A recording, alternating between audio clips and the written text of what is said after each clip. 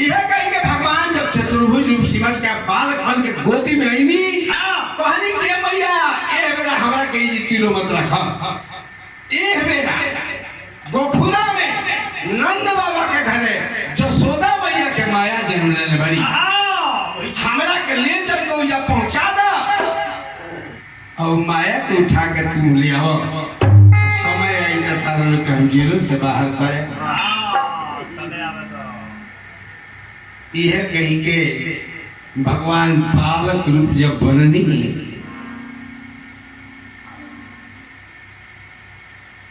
कहली देवकी की पति देव ए बाबू के बचाई न तो कंस जान जाई नहीं बाबू के मुआदी आई नहीं बुझा कि जरा पल लगरा में पल हो जाई कंस के लगे कहाँ बा शक्ति ये बाबू कमारे के लिखी भैया माया केहू के छोड़ले नहीं थे कहले वसुदेव जी की कैसे बचाई हाथ में हथकड़ी बा वो में पेरी बा दुआरी के केवारी बन बा पहरेदार लो जागल बा देखी भगवान के माया हाथे हथकड़ी खुलल पेड़ी छी तरा गई रे बाहर आ गई रे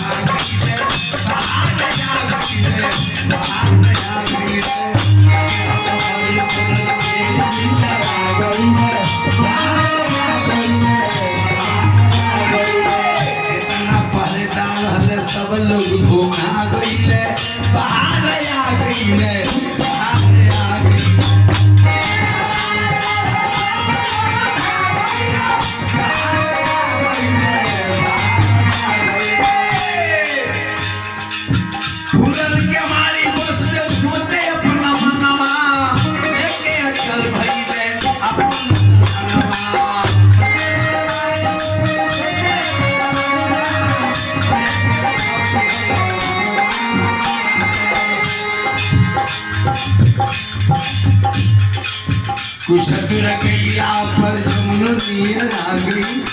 बाहर आ गई बाहर आ गई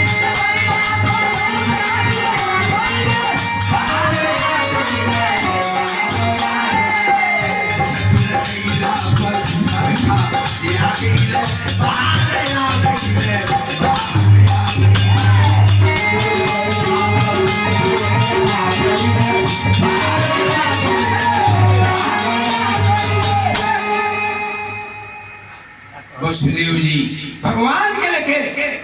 चल घरी पैसा लिया जाओ अभी तो चकिया पिचकिया ने चलते बा तारे का है हमनी का बंद हो गई हेलो हेलो तो चकिया बंद हो हमनी का है हर जिगना मेरी कौन हैं तो सत्य का हो गई सब धुआं हो गई अजरिया के समय आप देखिए भैया चलता हूं ना सूप में लेके वसुदेव जी पहुंचे जमुना तीरे एने घाटा गरजता पानी बरसता भगवान के ऊपर जाके शेषनाग अपन फंग फैला के पानी के रुक ले बड़े कैलेंडर में न देख ले हाँ हाँ कैलेंडर में तो देख रही अब पढ़ रहा हूं सूप में लेके वसुदेव जी पहुंचे जमुना तीरे आ जमुना जी में पांव धर लगले तो जमुना बढ़ेली धीरे धीरे जैसे ही अपन पैरवा जमुना जी में रखल जमुना जी का बढ़े के काम लगा दो अब तो हाथी पैर खींचले आ हाथ जोड़ के जमुना जी से विनती कैले किए जमुना अरे बात मेरी बिगाड़ी बनाई दो जमुना जी अरे बात मेरी बिगाड़ी बनाई दो अरे मोर लाला के बचाई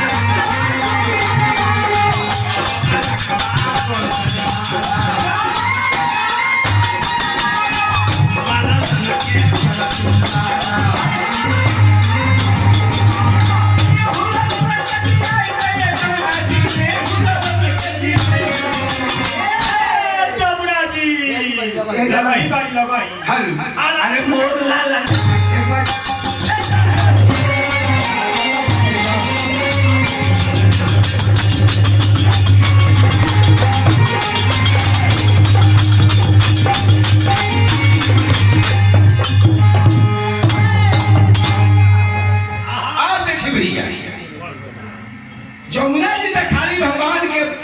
चरण छुए खातिर बेचैन हुई। वाह जैसे वसुदेव जी के भगवान घबराहट देखनी, वसुदेव जी सोचे लगनी कि आगे जतनी तो जमुना में डूबतनी, हम तो डूबे करे भी बाबू डूबिए, अलौट के जेल में जाता नहीं। कंस पापी ए बाबू का मुआदी जमुना जी के जब प्रार्थना वसुदेव जी कैली, वाह जमुना जी तो भगवान के खाली चरण छू आहे कहाँ गए? हेलो जमुना जी के जैसे भगवान अपन चरण स्पर्श करी छुओनी, ऐसे जमुना जी था हो गई। अब वसुदेव जी भगवान के लेके पार से ऊपर चढ़ गई। देखिए भगवान के लीला, जसोदा मैया के माया जन्म ले रही, लेकिन इनका इहो पता न रहे कि बहुआ भइल बड़े कि बहुनी भइल बड़ी।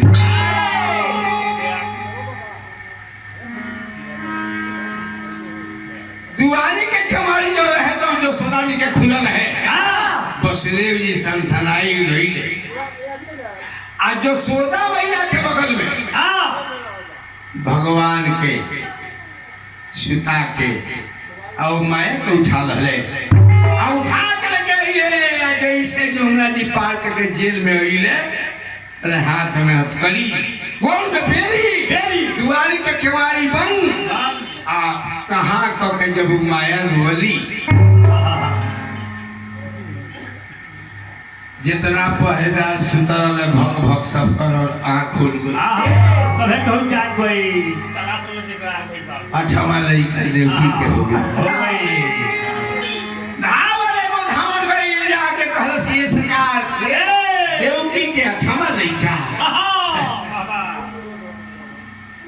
पैदा हुए रे। सुनी तू तक के खबर कंस कैलस बारा डर, सुनी तू तक के कंस कैलस बारा डर, कोई पलक से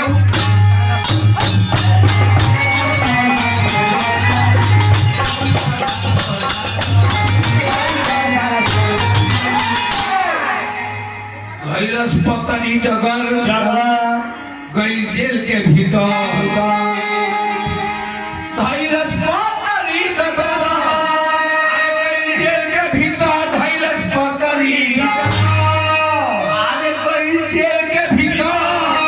मन में बनल बाटे।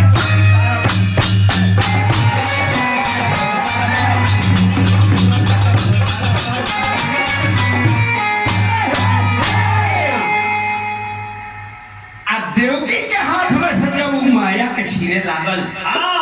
देवकी कहली कि ये भैया 6 गो लड़का मुआ दे, कम से कम एगो बबुनियो के तो छोड़ दो। भैया कंस बड़ा जोर से हंसल आ कहलस कि हमरा डर है भगवानो ना होइले। परियानी देवकी के हाथ में से कंस ओ माया के छीन लहलस, आ छीन के दोनों पैर धाके चहलस की पटक दी। अरे वो माया कंस के हाथ में से छूट गई, आया आकाश में उड़ गई, जाके अष्टभुजी भवानी भइली। आ कहली रे दुष्ट कंस ते हमरा के का मरबी, तोरा के मारे वाला कहीं जन्म ले चुकल।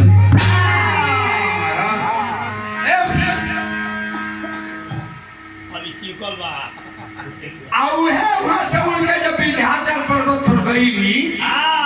आई विंध्याचली देवी के नाम से प्रसिद्ध है।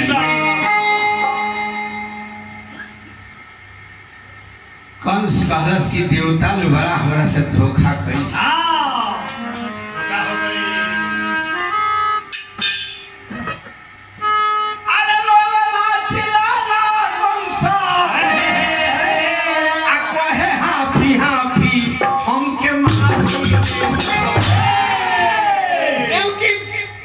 वसुदेव जी के हाथ जोड़ के कंस कलश की देवता लोग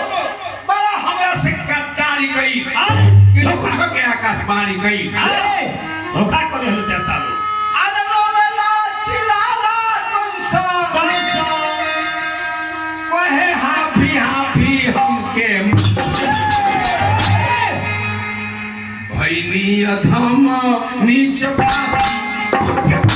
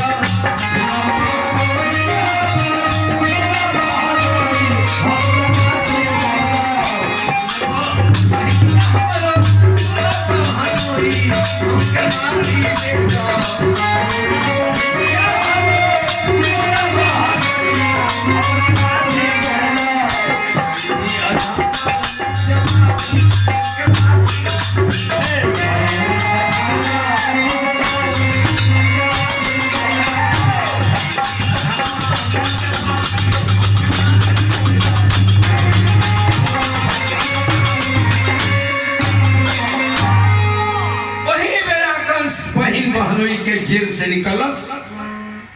भुला के लेके गई नहवा धोवा के कपड़ा बदलस आ कहलस कि हमरा के तिलो माफी दे दो काहे कि देवता लोग बड़ा हमरा संगे धोखा कर दिया पहले वसुदेव जी की में केहू के दोष ना होला समय के परला पर लाचार होला आदमी समय के परला पर लाचार होला आदमी हो के शिकारी भी शिकार होला आदमी राजा विक्रमादित्य के बाउर दिन आई तो पकवल मछली जल में समा पहले वसुदेव जी की ठीक बा भैया हमनी के तरफ से माफी बा आए जब सबेर भई आज यशोदा मैया देखली कि आहा हमरा तो बउआ भइल भाई अब खुशी के ठिकाना नहीं है वही जी एगो दासी के बोलनी या कहली कि दासी चल जो कहां दरबार में जो खबर कर अपना घरे बउआ भइल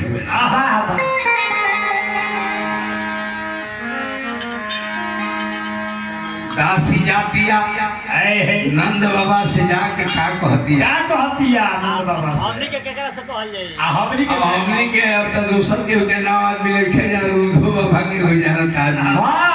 जाके कहतिया कि ये राजा जी मैं भैया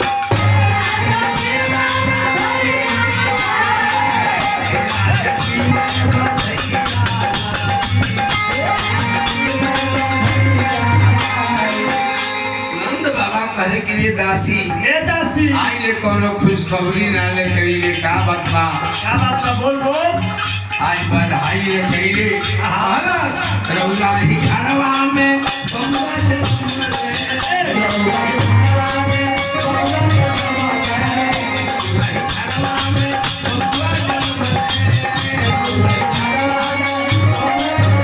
आज साज हम दिल पतलाई अरे साचे हम दिल पतलाई